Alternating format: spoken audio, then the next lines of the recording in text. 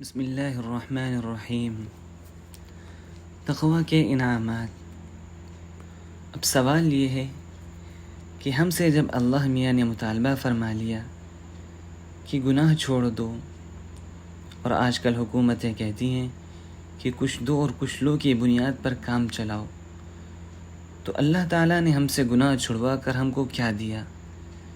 لہٰذا تقوی پر اللہ تعالیٰ کے انعامات دیکھیے۔ پہلا انعام، ہر کام میں آسانی۔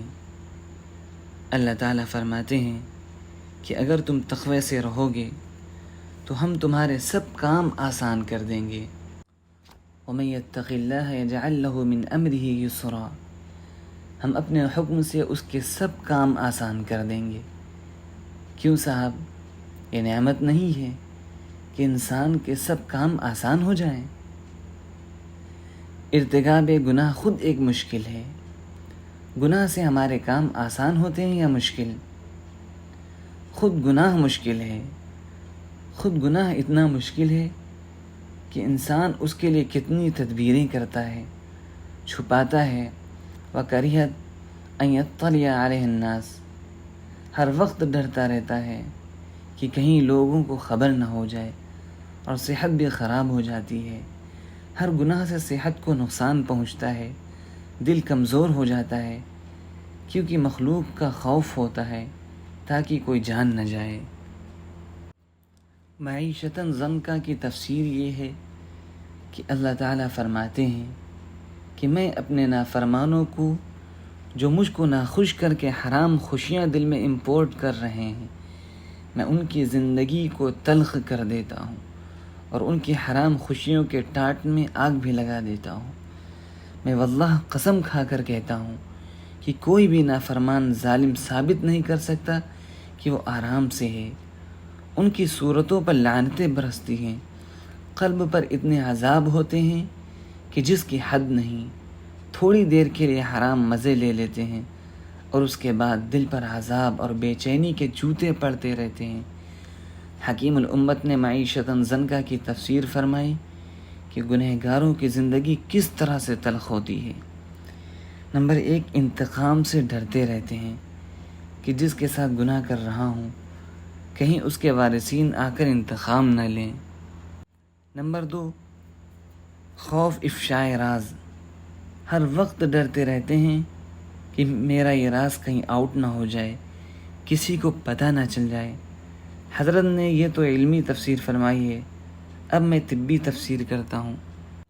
ایک بد نظری سے کئی مرض پیدا ہو جاتے ہیں، اگرچہ ایک سیکنڈ کی بد نظری ہو، دل کو ضعف ہو جاتا ہے، فوراً کشمکش شروع ہو جاتی ہے کہ نہیں؟ ادھر سے کش ہے، ادھر دیکھ رہا ہے کہ کوئی دیکھ تو نہیں رہا ہے۔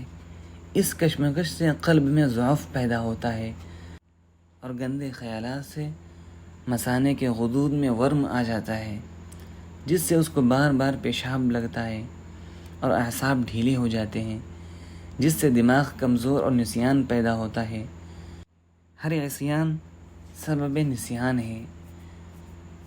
اللہ تعالیٰ کی ہر نافرمانی سے قوت دماغ اور حافظہ کمزور ہو جاتا ہے، بھول کی بیماری پیدا ہو جاتی ہے، اور اس کا علم بھی ضائع ہو جاتا ہے، اور گردے بھی کمزور ہو جاتے ہیں، سارے اعصاب کمزور ہو جاتے ہیں۔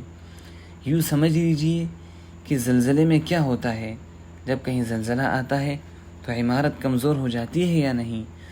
تو گناہ نفس و شیطان کی طرف سے زلزلہ ہوتا ہے، اور جو اپنے کو گناہ سے بچاتے ہیں، اچانک نظر پڑی اور فوراً ہٹا لیا تو بھی دل میں زلزلہ آتا ہے، جھٹکا لگتا ہے، مگر گناہ کرنے کے زلزلے پر لعنت برستی ہے، اور اللہ تعالیٰ کی طرف سے عذاب کے مزید لاد لگتے ہیں۔ اور گناہ سے بچنے میں دل پر جو زلزلہ محسوس ہوتا ہے اور تکلیف ہوتی ہے، اس پر اللہ تعالیٰ کا وعدہ ہے کہ اگر تم ہماری نافرمانی سے بچو گے، نظر ہٹاؤ گے، تو تمہارے دل پر جو زلزلہ آئے گا اس کی تعمیر ہمارے ذمے ہے۔ حلاوت ایمانی کے میٹیریل سے ہم تمہارے دل کی تعمیر کریں گے۔ اگر تم نے نظر کو بچا لیا اور حرام خوشی کو مجھ پر فدا کر دیا، حرام خوشی حاصل نہیں کی اور مجھ کو خوش کر لیا، تو تمہارے دل میں جو صدمہ وہ غم آئے گا، اور اس سے جو تمہارا دل شکستہ ہو جائے گا، اس کی تعمیر ہمارے ذمے ہے۔ اور کس چیز سے ہم تعمیر کریں گے؟ اس کا مادہ کیا ہوگا؟ دنیا میں جہاں زلزلہ آتا ہے تو اس علاقے کو حکومت آفت زدہ قرار دیتی ہے، مال گزاری اور ٹیکس معاف کر دیتی ہے، ہم تمہارے گناہ معاف کر دیں گے۔ اور اگر دنیا کی حکومت اعلان کرتی ہے کہ ہم سرکاری بجری اور سیمنٹ سے تمہارے گھروں کی تعمیر کریں گے، تو اللہ تعالیٰ فرماتے ہیں کہ ہم اپنے بندوں کے قلوب کی بجری اور سیمنٹ سے تعمیر نہیں کرتے، حلاوت ایمانی کے مادے اور میٹیریل سے تعمیر کرتے ہیں۔ یعنی بصارت کی حلاوت لے کر ہم ان کی بصیرت کو حلاوت دیتے ہیں، اور ایمان کی حلاوت وہ اپنے دل میں محسوس کر لیتا ہے۔ یجد حلاوتہ فی قلبی، یجد کا لفظ ہے، یعنی حلاوت ایمانی اس کے قلب میں موجود ہوتی ہے اور وہ واجد ہوتا ہے۔ اس پر میرا ایک شعر سنیے۔ اس مضمون کو میں نے ایک شعر میں پیش کیا ہے۔ تیرے ہاتھ سے زیر تعمیر ہوں میں، تیرے ہاتھ سے زیر تعمیر ہوں میں، مبارک مجھے میری ویرانیاں ہیں۔ یعنی ہم نے اپنی خواہشات کو جو ویران کیا تو آپ کی تعمیر نصیب ہوئی، اس لیے ہم اس ویرانی کو مبارکباد پیش کرتے ہیں۔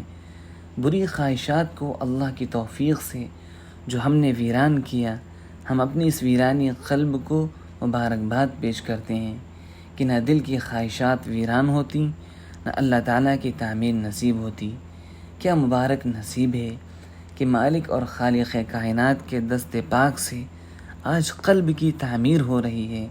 یجد حلاوتہ فی قلبی، تیرے ہاتھ سے زیر تعمیر ہوں میں، تیرے ہاتھ سے زیر تعمیر ہوں میں، مبارک مجھے میری ویرانیاں ہیں۔ تو ایسے شخص کو نسبت صحابہ عطا ہوتی ہے، نسبت صدیقین ملتی ہے، بہت اونچا ایمان و یقین ہوتا ہے ان لوگوں کا جو گناہ سے بچنے کا غم اٹھاتے ہیں، تقوی والا غم اٹھاتے ہیں۔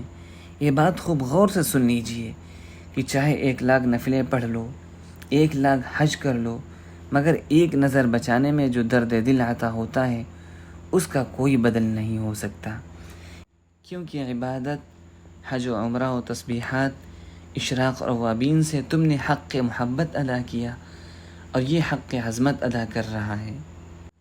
گناہ سے بچنا اللہ تعالیٰ کی عظمت کا حق ہے۔ اس پر بھی دلیل پیش کرتا ہوں۔ اللہ تعالیٰ نے فرمایا، استغفروا ربکم، اپنے رب کو راضی کرو، جلدی معافی مانگو۔ اس کے بعد آخر میں فرمایا کہ تم کس نالائقی سے گناہ کرتے ہو، تمہیں خوف نہیں آتا، میری عظمت کا خیال نہیں آتا۔ ما لکم لا ترجون للہ وقارا، دیکھیے استغفروا ربکم سے اس کا کیسا ربط ہے۔ استغفروا ربکم سے اس آیت کا ربط ہے کہ اپنے رب کو راضی کرو، اور تم لوگوں نے جب گناہ کیا تو اس وقت تمہیں میری عظمت کا خیال نہیں آیا۔ ما لکم، کیا ہو گیا تمہیں، لا ترجون للہ وقارا، اللہ کے وقار اور اللہ کی عظمت کا تمہیں احساس نہیں ہوتا کہ کتنے بڑے مالک کو تم ناراض کر رہے ہو۔ یہ دلیل مجھے اللہ تعالیٰ کی طرف سے عطا ہوئی، میں نے کسی کتاب میں نہیں دیکھا۔ تلاوت کرتے کرتے فوراً اس آیت پر دل میں آیا کہ سبحان اللہ، ہمارے اکابر نے جو فرمایا کہ عبادت اللہ کی محبت کا حق ہے اور گناہ سے بچنا اللہ تعالیٰ کی عظمت کا حق ہے، اس کی دلیل یہ آیت ہے۔ اب بتائیے کہ گناہ اچھی چیز ہے یا خراب چیز؟ ظاہر ہے گناہ خراب چیز ہے، تو خراب چیز کو جلد چھوڑنا چاہیے یا دیر سے؟ ظاہر ہے فوراً چھوڑنا چاہیے خراب چیز کو۔ لہٰذا جب فوراً چھوڑنا چاہیے تو گناہوں کو جلدی چھوڑنا چاہیے۔ انعام کیا ملے گا؟ نمبر 1، آپ کے سب کام آسان ہو جائیں گے۔ وَمَن يَتَّقِ اللَّهَ يَجْعَل لَّهُ مِنْ أَمْرِهِ يُسْرًا، اللہ تعالیٰ اپنے حکم سے سب کام آسان کر دیں گے۔ تقوی کا دوسرا انعام کیا ہے؟ مصائب سے خروج۔ وَمَن يَتَّقِ اللَّهَ يَجْعَل لَّهُ مَخْرَجًا، اس کو اللہ تعالیٰ مصیبت سے جلد نکال دیں گے، اس کو مصائب سے مخرج اور ایگزٹ جلد ملے گا۔ اس کی تمام مصیبتیں دور ہو جائیں گی۔ اور تیسرا انعام کیا ہے تقوی کا؟ بے حساب رزق، وَيَرْزُقْهُ مِنْ حَيْثُ لَا يَحْتَسِبُ، اللہ تعالیٰ ایسے راستے سے اس کو روزی دے گا جہاں سے اس کو گمان بھی نہیں ہوگا۔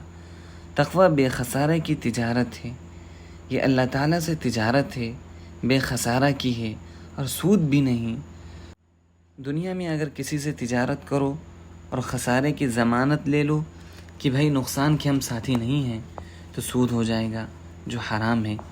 لیکن اللہ تعالیٰ فرماتے ہیں کہ یہ قانون بندوں کے لیے ہے کہ وہ آپس میں ایسی تجارت نہ کریں۔ اگر تم تقوی سے رہو تو میں ایسی تجارت کی ضمانت لیتا ہوں کہ ہم تم کو رزق دیں گے اور بے حساب دیں گے، اور اس میں کوئی سود نہیں ہوگا۔ تقوی میں نفع ہی نفع ہے، اس میں کبھی خسارہ نہیں ہے، اس میں کبھی نقصان نہیں ہے، ہماری طرف سے کبھی وعدہ خلافی نہیں ہوتی۔ اگر وعدہ پورا ہونے میں کبھی تاخیر نظر آئے تو سمجھ لو کہ تم نے کہیں نالائقی کی ہے، تمہارے تقوی میں کمی آ گئی ہے۔ یہ اعمال بد کی ہے پاداش ورنہ، یہ اعمال بد کی ہے پاداش ورنہ، کہیں شیر بھی جوتے جاتے ہیں حل میں، متقی آدمی کو کبھی پریشانی نہیں آ سکتی۔ جب کبھی پریشانی آئے تو جائزہ لو، کہیں آنکھ نے غلطی کی ہوگی، کہیں کان نے، کہیں دل نے گندے خیالات پکائے ہوں گے، خیانت عینیہ ہوئی ہو یا خیانت صدریہ۔ بعض لوگ خیانت عینیہ یعنی نگاہوں کی خیانت، بدنظری سے توبہ کر لیتے ہیں لیکن دل میں پچھلے گناہوں کے مزے لیتے ہیں۔ یہ خیانت صدریہ ہے یعنی سینے کی خیانت۔ یہ دونوں حرام ہیں اور دونوں کا قرآن پاک میں ذکر ہے، یعلم خائنۃ الاعین وما تخفی الصدور۔ لہٰذا نگاہ چشمی کی حفاظت بھی فرض ہے اور نگاہ قلبی کی حفاظت بھی فرض ہے، یعنی دل کی نگاہ کو بھی بچاؤ، گندے خیالات بھی دل میں نہ لاؤ۔ تو آپ نے تقوی کے 3 انعامات سنے، کیا چھوڑ رہے ہو اور کیا مل رہا ہے؟ خراب اور گندی چیز چھڑا کر کیا کیا نعمتیں دے رہے ہیں؟ نمبر 1، سب کام میں آسانی۔ نمبر 2، رزق بے حساب۔